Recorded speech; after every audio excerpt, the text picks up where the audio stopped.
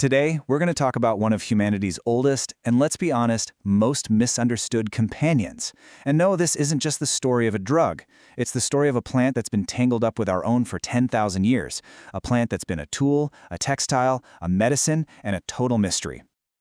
I love this quote because it really sets the stage, We're about to look past all the modern noise and headlines to find out how this plant has been this constant presence, evolving right alongside us, and in a lot of ways, actually shaping who we are.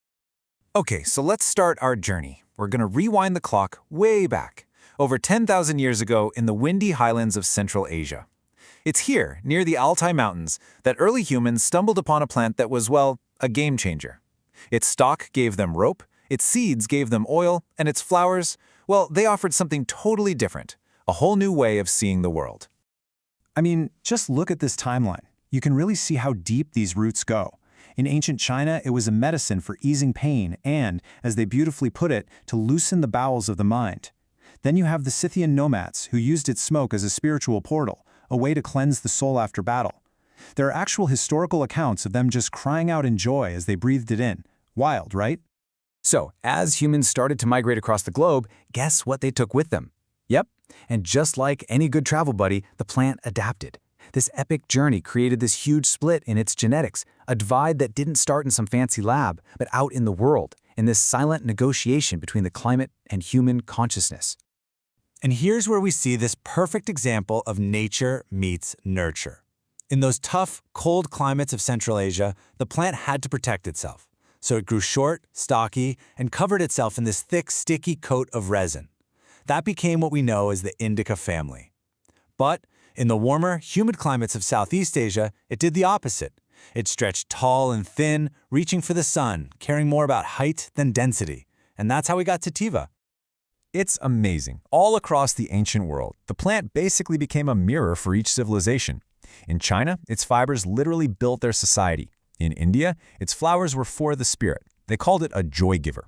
And for the huge seafaring empires like Greece and Rome, its stalk fibers were the engine of their conquest, woven into the sails and ropes that powered their ships across the entire known world.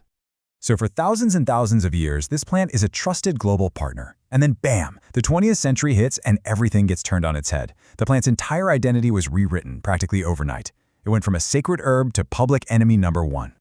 1937. That's the year. That's the pivot point. What's crazy is that at the time, cannabis extracts were still being prescribed by doctors. They were listed in the U.S. Pharmacopoeia, but a perfect storm was brewing, a storm fueled by industrial competition, new synthetic drugs, and a whole lot of social fear.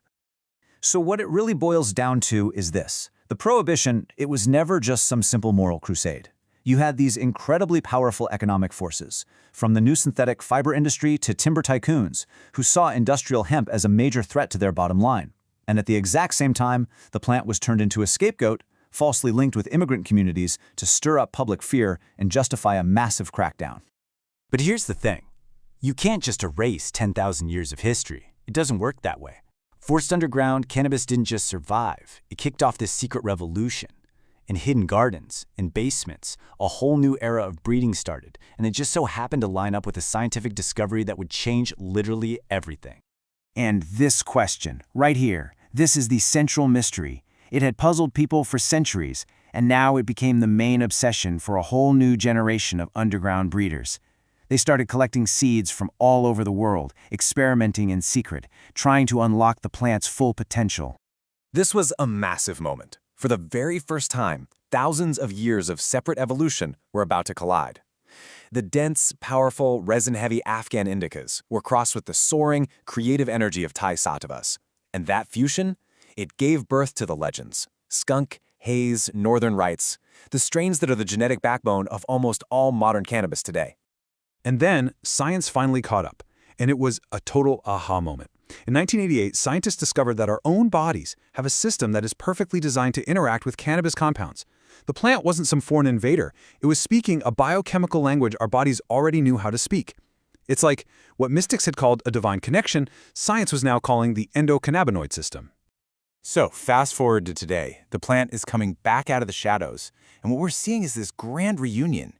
It's this incredible blend of its entire global history, where these ancient land races are being analyzed with modern science to unlock everything they have to offer. Every single modern strain is a piece of living history.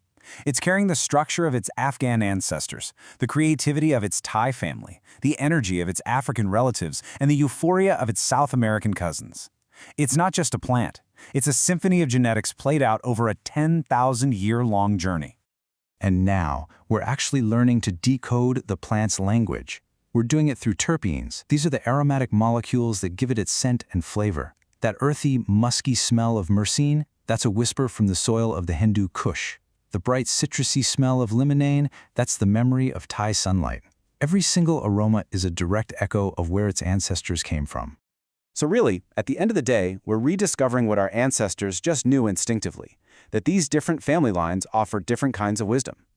Indicas teach us stillness, sativas encourage curiosity, and these newer CBD-rich strains, they're teaching us a whole new lesson in balance and healing, often without any of the intoxication.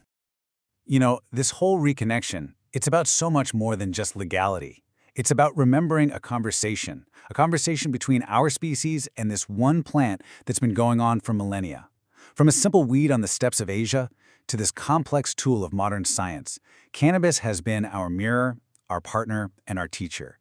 And now, it kind of feels like it's saying, I remember you.